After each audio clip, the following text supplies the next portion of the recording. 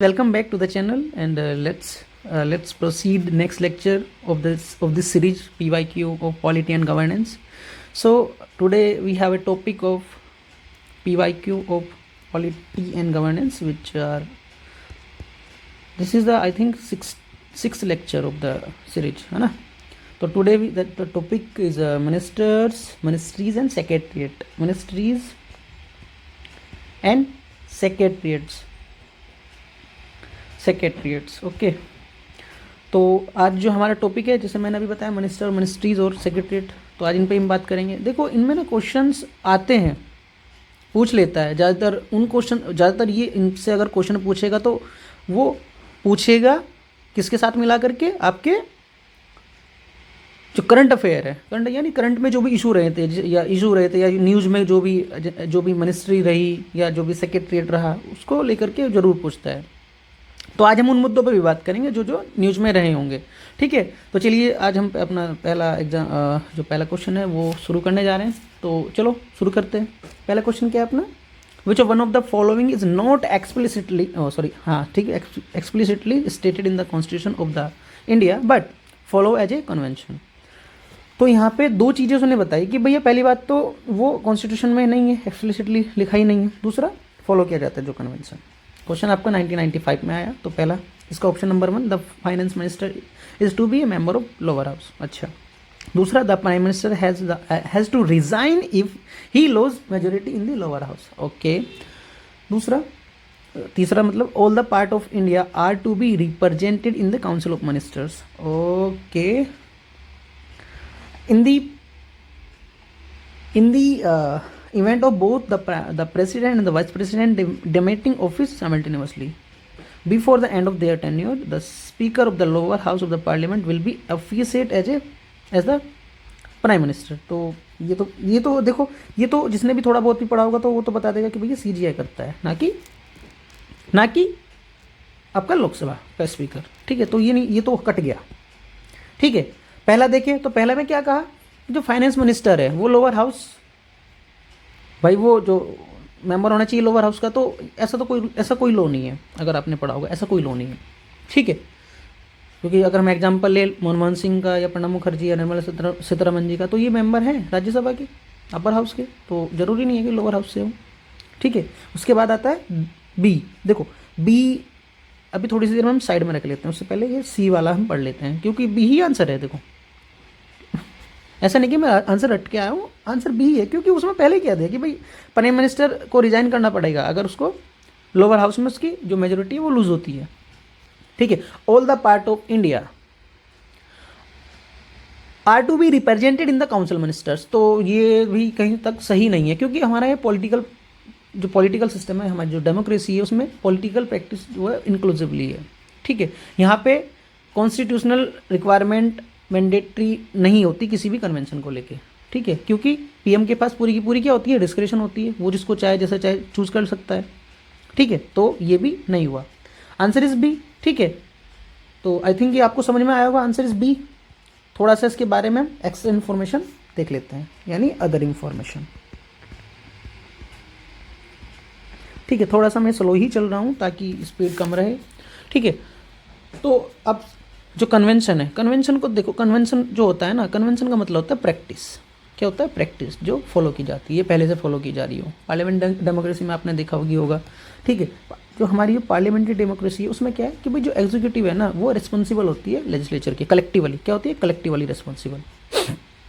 ठीक है, अगर यहाँ पे अगर वोट ऑफ नो कोलिएशन का, नो कॉन्फिडेंस का होगा, नो कॉन्फिडेंस होगा, तो जो प्राइम मिनिस्टर है उसको अपनी क्या है, उसको लूज़ करना पड़ेगा अपने आप को, यानी रिज़ाइन करना पड़ेगा।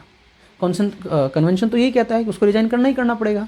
ठीक है, क्योंकि अगर हम बात करें आर्टिकल 75 क्लोज 3 क्या कहता है, council of minister shall be collectively responsible to the house of the people, यानी लोकसभा के क्या होंगे, कलेक्टिवली रिस्पॉन्सिबल होंगे। ठीक है, अब कन्वेंशन तो यही, कन्वेंशन का बताया ना मैंने अभी, आर्टिकल 75 क्लोज 3 देख लो। जबकि कॉन्स्टिट्यूशन इस तरह के किसी भी कन्वेंशन को अपने आप में नहीं रखता है कि प्राइम मिनिस्टर को रिजाइन करना ही करना पड़ेगा। भाई जो कॉन्स्टिट्यूशन है वो उसमें ऐसा कहीं लिखा ही नहीं है कि भैया जो प्राइम मिनिस्टर है वो उसको रिज़ाइन करना ही पड़ेगा अगर उसकी मेजोरिटी लूज़ होती है। ठीक है, तो आपको समझ में आया होगा। अब देखो मैंने ये क्वेश्चन क्यों लिया, क्वेश्चन मैंने ये लिया क्योंकि जैसे कि हम डेली करते हैं भाई, इशूज़ को हम डिस्कस करते हैं। तो पहला इशू था यह कोलिशन पॉलिटिक्स और मेजोरिटी। 2024-2025 में आपने देखा होगा एनडीए गवर्नमेंट जनरल इलेक्शन 2024 में क्या हुआ, रिटर्न हुई कोलिशन गवर्नमेंट की तरफ। लेकिन इस सिनेरियो में क्या हुआ, जो कन्वेंशन था उसमें जो रेजिग्नेशन था वो पार्टी ने लूज़ कर दी अपनी मेजोरिटी। लेकिन हाईली रेलिवेंट तो होगा भाई, जब देखो फ्लो टेस्ट आप लोगों ने पढ़ा भी होगा, ठीक है, कि भाई अगर मेजोरिटी लॉस हो गई तो पीएम को रिज़ाइन करना पड़ेगा, चाहे कोर्ट का कुछ भी ऑर्डर आए। ठीक है, दूसरा ये इशू नंबर 1 था, मैंने अभी कोलिशन की बात करी, कोलिशन पॉलिटिक्स। दूसरा इशू रोल ऑफ गवर्नर या प्रेसिडेंट की डिस्क्रिप्शन। देखो हमारे यहाँ पे क्या है कि एक रूल है कॉन्स्टिट्यूशनल डिस्क्रिप्शन किसके पास होती है, प्रेसिडेंट और गवर्नर के पास। ठीक है, वह चाहे तो गवर्नमेंट को डिसमिस कर दे, अगर गवर्नमेंट ने अपनी मेजोरिटी को लूज़ कर दिया है, फ्लो टेस्ट होगा हाउस में, तो वो उनको क्या कर सकते हैं, रिमूव कर सकते हैं, रिटायर कर सकते हैं, कोर्ट का जो भी ऑर्डर होगा। आपने एक केस पढ़ा ही होगा, SR बोमई केस। ठीक है, अब एक चीज़ और समझ लो, देखो एक चीज़ होती है, इशू तो मैंने डिस्कस कर दी, एक चीज़ होती है कन्वेंशन वर्सेज कोडिफिकेशन। कोडिफिकेशन का मतलब जो रिटर्न में लिखा हुआ है, कन्वेंशन का मतलब जो फॉलो करते आ रहे हैं। क्योंकि तुम्हें पता होगा कि हमारे यहाँ पे सीनियर मोस्ट जज को ही CGI अपॉइंट किया जाता है। ठीक है, पीएम रिजाइन करेगा तो CGI को अपॉइंट किया जाएगा एज ए कन्वेंशन में। ठीक है, अब ये डिबेट चलती रहती है, ये डिबेट 2024 में भी थी, 2023 में भी थी, 2025 में भी थी, तो इसलिए मैं ये क्वेश्चन लेके आया। आई थिंक आपको ये समझ में आया होगा। तो चलिए अब नेक्स्ट क्वेश्चन की तरफ हम बढ़ते हैं। क्वेश्चन नंबर 2 क्या कहता है, विच one of the following statement is correct. देखो उसने 4 स्टेटमेंट दे रखे हैं, क्वेश्चन आया आपका 1996 में, जैसे कि हमारी सीरीज चल भी रही है 1995 टू 2025। 4 ऑप्शन दिए हैं, 4 में बताया कि कौन सा स्टेटमेंट सही है, किसके रिगार्डिंग, प्राइम मिनिस्टर के रिगार्डिंग। ठीक है, क्या कहा, is free to choose his ministers only from among those who are member of either house of the parliament. अब इसको थोड़ा सा साइड में रखते हैं कि उसको बना सकते हैं वो कोई सी बस में हो, तो ऐसा तो संभव नहीं है। ठीक है, दूसरा, can be choose his cabinet colleague after due counselling by the president of India in this regard. ओहो अजी कैसे उल्टा हो गया ये, तो भैया उल्टा हो गया, क्योंकि प्रेसिडेंट को कौन करता है अपॉइंट, कौन एडवाइस देता है, प्राइम मिनिस्टर। तो यहाँ पर उल्टा लिखा है कि काउंसलिंग ये करेगा। Option number C, has full description in the choice of person who are to serve as a minister in his cabinet. ये मुझे ठीक लग रहा है। ऑप्शन नंबर 4 देख लेते हैं अभी। ठीक है, काटते चल रहे हैं भाई। ठीक है, सही है। Has only limited power in choose of his cabinet colleague because of the description power vested in the president of India. तो ये नहीं हो सकता है, तो गलत है। ठीक है, तो आंसर इज सी। अब आंसर देखो, आंसर सी। आपने एक आर्टिकल पढ़ा होगा कॉन्स्टिट्यूशनल प्रोविजंस में, आर्टिकल 74(5) क्लॉज 1 क्या कहता है, prime minister shall be appointed by president and other ministers shall be appointed by president on the advice of prime minister. ठीक है, तो ये आर्टिकल 71 और 75 क्लॉज 1 कहता है। ठीक है, आगे अब देखो बात अगर हम करें एडवाइस की, तो एडवाइस क्या है जी, पार्लियामेंट्री सिस्टम है तो एडवाइस बाइंडिंग होगी, प्रेसिडेंट के पास कोई चॉइस है ही नहीं। ठीक है, और ना ही वो किसी भी इंडिविजुअल को मना कर सकता है अगर वो अपॉइंट किया गया है या रिकमेंड किया गया है प्राइम मिनिस्टर के द्वारा। ठीक है, क्योंकि पीएम के पास क्या है, फुल डिस्क्रिप्शन है। ठीक है, वो किसी को भी चूज कर सकता है, चाहे वो नॉन पार्लियामेंट मेंबर भी हो। ठीक है भाई, मेंबर का पार्लियामेंट का मेंबर नहीं है, अगर नहीं है तो वो एक, तुम्हें पता है 6 मंथ रूल, 6 मंथ यानी 6 महीने में उसको साबित करना ही पड़ेगा कि भाई वो मिनिस्टर है। ठीक है जी, तो समझ में आया होगा। अगर हम अदर ऑप्शन को देखो, मैं नहीं चाहता कि मैं और ऑप्शन को डिस्कस करूँ, लेकिन फिर भी मैं कर देता हूँ। ऑप्शन नंबर बी आपने देखा है कि जो बीओडी की अगर हम बात करें, बीओडी की बात करें हम, तो क्या है कि भाई ये जो प्रेसिडेंट है वो काउंसलिंग उसकी डिस्क्रिप्शन होती है, तो ये तो नहीं हो सकता क्योंकि कंसल ये तो काम किसका है, पीएम का है। ठीक है, हालांकि पहले नहीं था ऐसा, 44th अमेंडमेंट देखा गया तो उसमें इंटरफेयर किया गया कि ये चॉइस होना चाहिए, स्पेसिफिक चॉइस हो उसके कलीग की, पीएम जो है। ठीक है, उसके लिए भी हम बताते हैं। ठीक है, ऑप्शन नंबर ए का देखिए भाई, जो मेंबर ऑफ पार्लियामेंट है, तो ऐसा नहीं है, अगर 75 क्लोज 5 देखें तो उसमें क्या है कि person not a member neither house can be A minister appointed A minister however they must become, वही 6 मंथ रूल मैंने अभी बताया, हो सकता है 6 महीने। ठीक है, इसका लोकसभा और राज्यसभा का। ठीक है, अब देखो कुछ अदर इन्फॉर्मेशन देख लेते हैं। मैं इशू डिस्कस करने से पहले इम्पोर्टेंट इन्फॉर्मेशन भी रखूँगा, क्योंकि मैं ये मान के चलता हूँ कि इन्फॉर्मेशन से भी क्वेश्चन आ सकता है। आप सभी को पता होगा 91st अमेंडमेंट लिमिटेशन 2003 क्या हुआ, 50% not exceed the member of council ministers, discretion होगी पीएम की, लेकिन किसको चूज कर सकता है, कितना चूज कर सकता है, ये रूल 91st अमेंडमेंट में आया है। ठीक है, इसका रीजन क्या था, इसका रीजन ये था कि भाई जो ठीक है, जो क्या बोलते हैं कैबिनेट है, ठीक है, वो ज़्यादा बड़ी ना हो जाए। ठीक है, जंबो कैबिनेट ना बन जाए। तो इतनी नॉलेज आप सबको है। ठीक है, मैं तो यहाँ पे इशू डिस्कस करने आया हूँ, क्वेश्चन को डिस्कस। मैं ये मान के चल रहा हूँ कि ये लेक्चर वो बच्चा भी देख रहा है जिसकी तैयारी अभी शुरू है, या उसने अपने फाउंडेशन को आधा कर लिया, या फिर वो एग्ज़ाम देने जा रहा है, उसने पीवाईक्यू को सॉल्व नहीं किया। मैं ये मान के चल रहा हूँ। ठीक है जी। दूसरा है भैया, अगर आप बात करोगे cabinet versus council of ministers, तो कैबिनेट जो वर्ड है पहले तो कहीं नहीं था, 44th अमेंडमेंट में उसको लेके आए। आर्टिकल 352 की अगर हम बात करें, 44th अमेंडमेंट एक्ट 1978, उसमें कैबिनेट, हालांकि ओरिजिनल कॉन्स्टिट्यूशन में था ही नहीं, कैबिनेट स्मॉलर है, छोटी है, लेकिन पावरफुल बॉडी है, उसमें सीनियर मिनिस्टर्स नहीं होंगे। ठीक है, उसमें ठीक है, हमने यहाँ पे 2 अमेंडमेंट पढ़े, 91 और 44th, दोनों अमेंडमेंट का जरूरी है, तो ये याद रखना, पूछ सकता है। ठीक है, अब ठीक है, अभी ऊपर ही मैंने डिस्कस किया इशू, कौन सा, कोलिशन वाला, सेम क्वेश्चन, तो क्वेश्चन ऐसे ही आ सकते हैं। ठीक है जी, चलिए नेक्स्ट क्वेश्चन की तरफ चलते हैं। नेक्स्ट क्वेश्चन कहता है, देखो लिस्ट दी है, सिंपल है यार, लिस्ट दी है, आपको उसको मैच करना है। हाँ जी, फर्स्ट प्रेसिडेंट ऑफ इंडिया, हाँ जी, क्या है, faith and allegation of constitution, जज ऑफ सुप्रीम कोर्ट, जज of supreme court upholding the constitution of law, भाई check and balances, judicial review, member of parliament क्या होंगे, faithful discharge of duties, ministers of union, secrecy of information, भाई oath की secrecy करनी पड़ेगी ना।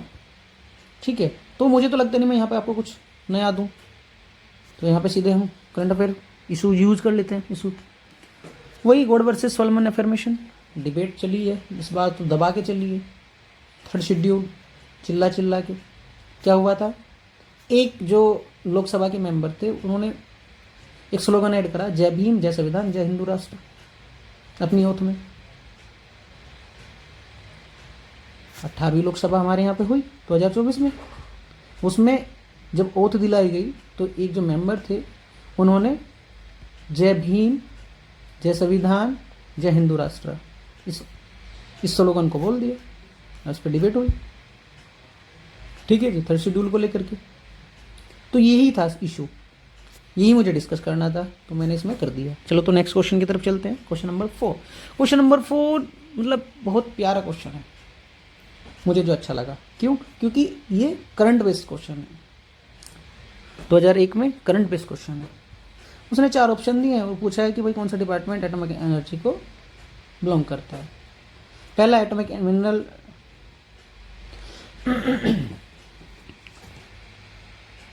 Directory for research and exploration, ये भी heavy water body, okay. Indian rare earth, okay. Uranium collision, सारा तो option number D is answer. ठीक है, देखो ये होता है बेस्ड, ठीक है, क्योंकि देखो अगर हम बात करें कि अगर हम AMD की बात, AMD यानी इसको हम शॉर्ट में बोल देते हैं atomic mineral research for research exploration, ठीक है, department of atomic energy, DA। ठीक है, अब क्या है, हैदराबाद में कॉन्स्टिट्यूट यूनिट है इसकी। इसका पहला काम क्या है, प्राइमरी रोल क्या है, आइडेंटिफाइंग और एवेलुएट करना रिसोर्सेज का, चाहे वो रिसोर्सेज यूरेनियम हो, थोरियम हो या अदर जो स्ट्रेटेजिक मिनरल्स हैं। ठीक है, तो मुझे नहीं लगता कि मैं इसमें ज़्यादा, ठीक है, अभी मैंने क्यों डिस्कस किया, क्योंकि तुमने देखा होगा critical minerals post 2025, AMD first, IRL third, critical minerals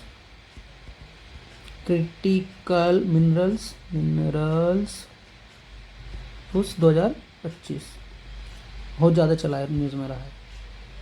ठीक है, उसके बाद expansion of uranium mining, Kazakhstan, Canada, Atmanirbhar Bharat, nuclear fuel, Rohil mines Rajasthan की, थमला आंध्र प्रदेश। दूसरा इशू क्या था जी, expansion of uranium mining, expansion of uranium mining, ये भी 2024 का है। इन वजह से मैंने ये डिस्कस किया। ठीक है, नेक्स्ट क्वेश्चन क्या देखते हैं। देखो नेक्स्ट क्वेश्चन जो है ना, वो क्वेश्चन दोनों जगह मिल सकता है आपको, साइंस एंड टेक में भी और आपको पॉलिटी का, तो देखो मैं डिस्कस कर ही रहा हूँ। ठीक है, या तो वो जेनेटिक इंजीनियरिंग अप्रूवल कमेटी, ये कमेटीज़ है। ठीक है जी, तो ओबियसली जब जेनेटिक की बात है तो ना तो एग्रीकल्चर ना कॉमर्स ना, ये आता है इन्वायरमेंट एंड फॉरेस्ट। ठीक है, GM क्रॉप्स, BT कॉटन लिखा भी है ऑप्शन में, क्वेश्चन में, सॉरी मैंने पूरा नहीं पढ़ा जान के, क्योंकि मैं बता रहा हूँ कि ये दोनों जगह फंस सकता है क्वेश्चन। ठीक है, एक ये अपेक्स बॉडी है अप्रूवल करने के लिए, GEC, genetic engineering appraisal committee. इसका काम क्या है, ये अप्रूवल देती है और रिस्पॉन्सिबल होती है एनवायरमेंटल रिलीज, कोई भी जेनेटिक इंजीनियरिंग ऑर्गेनिज्म है। ठीक है, आंसर इसका बी।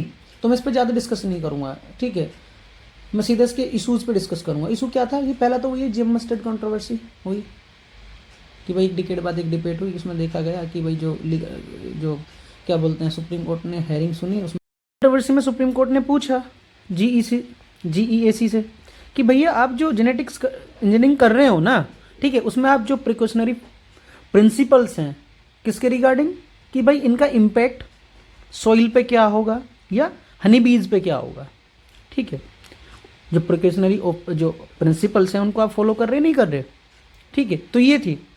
इसी का जो दूसरा इशू था कि भाई जो GM सोया और फीड को लेकर के, सोया मील आप लोगों ने सुना होगा। ठीक है, अभी इसी साल हाईलाइट हुआ ज़्यादा। इसमें क्या हुआ कि जो GEC का जो रोल है ना डिटरमाइन करने के लिए, वो जैसे भाई किसी GM सोया को आपको कर्स करना है या उससे मतलब कुल मिला के क्या है कि जो इन्वायरमेंटल रिस्क है वो क्या है, उसके लिए आपने उसके लिए आपकी क्या प्रिपरेशन है। ठीक है, जो आप लेके आ रहे हो GM सीड्स प्लांट कर रहे हो, ठीक है, उससे इन्वायरमेंटल को कोई रिस्क भी हो सकता है क्या। तो ये था। उसके बाद एक इशू और था, छोटा सा इशू है, ज़्यादा बड़ा नहीं, जिन्होंने एडिटिंग, जिसका SDN फर्स्ट और SDN 2 देखा गया भाई, सिंप्लीफाइड रूल लेके आए जिनोम एडिटिंग के लिए। ठीक है, चलो मैं इसको लिख ही देता हूँ, मैं इसको वैसे ही पढ़ रहा था। ठीक है, new simplified rule for GM यानी सॉरी जीनोम एडिटिंग, ये 2025 का ही है, 24-25 का सॉरी। ठीक है, इसमें ही था कि भाई जो रूल है वो रूल क्या है, मैन्युफैक्चर, यूज़, इंपोर्ट, एक्सपोर्ट।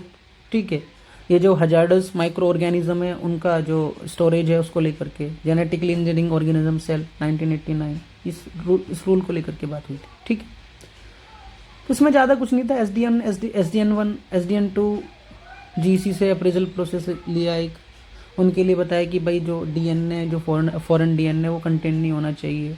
ठीक है, बस यही था एग्रीकल्चर रिसर्च के लिए।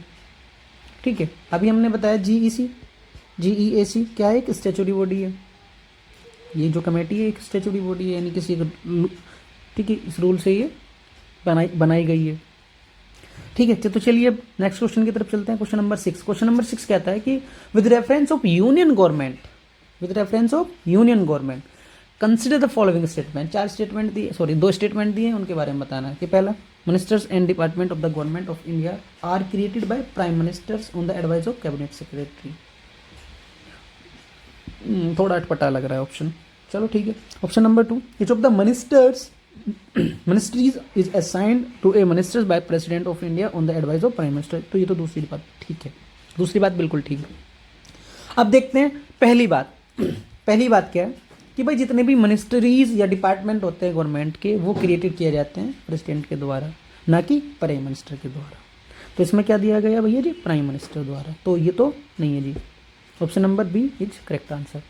ठीक है, प्राइम मिनिस्टर एडवाइस दे सकता है, बना नहीं सकता। क्योंकि क्यों, ऐसा क्यों है? क्योंकि देखो, आप सबको पता है कि डिफेक्टो या डी यूरे, मैं तो आपको ज़्यादा नहीं बताऊंगा। ठीक है भाई, जो आपके प्राइम मिनिस्टर्स हैं वो क्या है, डी यूरे है, सॉरी प्रेसिडेंट है जो डी यूरे है, और डिफेक्टो। ठीक है, तो आर्टिकल 75 की बात करें अगर हम, अभी पीछे पढ़ के आए हैं आर्टिकल 75 क्लोज 1 क्लोज 5। ठीक है, तो कोई भी अपॉइंटमेंट होगा उसको प्राइम मिनिस्टर करेगा। ठीक है, किसकी एडवाइस पे, प्रेसिडेंट करेगा, किसकी एडवाइस पे, प्राइम मिनिस्टर की। ठीक है जी, तो यही था। लीगल सोर्स की अगर बात करें एडवाइस के लिए, 77 क्लोज 3 कॉन्स्टिट्यूशन ये कहता है कि जो प्रेसिडेंट है वो रूल बना सकता है कन्वेंशन के ट्रांजिशन को लेके, बिजनेस को लेकर के गवर्नमेंट ऑफ इंडिया को। ठीक है, वो कोई भी मिनिस्टर्स को एलोकेट कर सकता है बिजनेस के लिए। समझ में आया? ठीक है, तो चलिए इसका करंट इश्यू हम डिस्कस कर लेते हैं। वही पहला, क्रिएशन ऑफ न्यू मिनिस्ट्री। कौन सी ministry? Ministry for energy transition. पहला, क्रिएशन ऑफ मिनिस्ट्रीज 2024-25। इसमें क्या हुआ, बात हो रही थी कि भैया हम एक सेपरेट मिनिस्ट्री बनाएंगे। कौन सी ministry? Ministry of energy transition.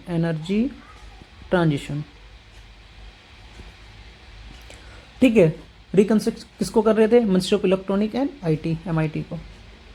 ठीक है, अब देखो प्रेसिडेंट ने अपनी नोटिफिकेशन का एक निकालनी पड़ती है लीगल डॉक्यूमेंट, वही बनाते हैं, उसी से वेरीफाइड होता है कि जो मिनिस्ट्री है वो बन चुकी है। ठीक है, दूसरा इशू वही है कैबिनेट सेक्रेटरीट का। तो मैं ज़्यादा नहीं आपको बताऊंगा, क्योंकि वो वही एलोकेशन ऑफ बिजनेस रूल को लेकर के, तो मैं मानता हूँ कि उससे नहीं है। क्योंकि अभी देखो हमारे यहाँ पे सब्जेक्ट मैटर की बात करते हैं सब भाई, जो भी कैबिनेट सेक्रेटरी है वो इंश्योर करता है कि जो मिनिस्ट्रीज हैं वो एक दूसरे से ना लड़े, यानी जो सब्जेक्ट मैटर है वो, जैसे green hydrogen fall under the ministry of new renewable energy and. ठीक है, तो यानी ऐसा कोई सब्जेक्ट ना हो जो किसी मिनिस्ट्री से पहले ही ऐड हो। ठीक है, जैसे एग्जांपल अभी दिया मैंने भाई, ग्रीन हाइड्रोजन किसके अंदर जाता है? रिन्यूएबल एनर्जी और मिनिस्ट्री ऑफ पावर के अंदर। ठीक है, तो ये, तो चलिए अब नेक्स्ट क्वेश्चन की तरफ चलते हैं। क्वेश्चन नंबर 7 देखो, मैं इसको कहूँगा कि बिल्कुल डायरेक्ट क्वेश्चन है। ठीक है जी, क्या है ये? डायरेक्ट क्वेश्चन है। क्यों? क्वेश्चन पढ़ लो। Which one of the following constitution amendment state that the total number of ministers including prime ministers in the council of ministers shall not exceed 15%। अभी ऊपर ही पढ़ा के आया हूँ, तो मैं यहाँ डिस्कस नहीं करूँगा। 91 इसका आंसर है, अभी पढ़ा के आया ना ऊपर में। 2003 91 अमेंडमेंट, ये 15% से एक्सीड नहीं करना चाहिए, इंक्लूडिंग प्राइम मिनिस्टर। भाई डिस्क्रिशन है, लेकिन एब्सोल्यूट डिस्क्रिशन है। ठीक है जी, article 75 and 164 council of ministers और प्राइम मिनिस्टर। ठीक है जी, और ये साथ साथ एक चीज़ को और करता था कि जो हमारा एंटी डिफेक्शन लॉ है ना, उसको स्ट्रेंथ देता है। क्योंकि एंटी डिफेक्शन लॉ वही ना, जंबो पार्लियामेंट। ठीक है, अगर सब वो अपने हिस्से की कर लेगा तो भैया ज़्यादा हो जाएंगे, फिर तो कोई मतलब ही नहीं बनता। ना तो कोई मेजोरिटी वाली बात होगी, ना कोई टेस्ट वाली बात होगी। ठीक है, तो मैं वही ना इशू अगर वही करूँगा मैं, महाराष्ट्र और दिल्ली लगल, हाँ यार ये तो इशू मैं बिल्कुल रखूँगा। MH and Delhi legal battle minimum 12 minister होने चाहिए, 15% से होने चाहिए, कलेक्टिव रेस्पॉन्सिबल होंगे भाई 15%, यानी 12 ही बैठेंगे ना 352 के। 1955 सॉरी। तो यही था।